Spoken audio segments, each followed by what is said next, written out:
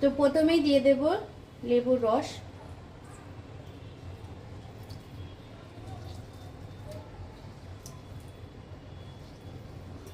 তো হাফ লেবুর রস দিয়ে দিয়েছি এর মধ্যে।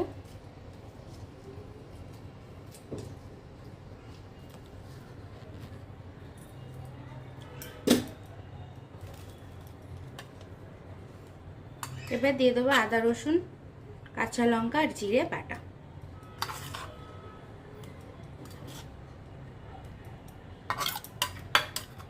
তো পুরোটাই লাগবে, তো পুরোটাই আমি দিয়ে দিচ্ছি।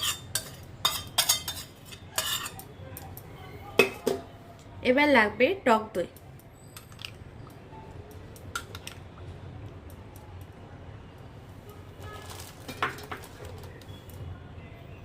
এবার লাগবে তন্দুরি মশলা।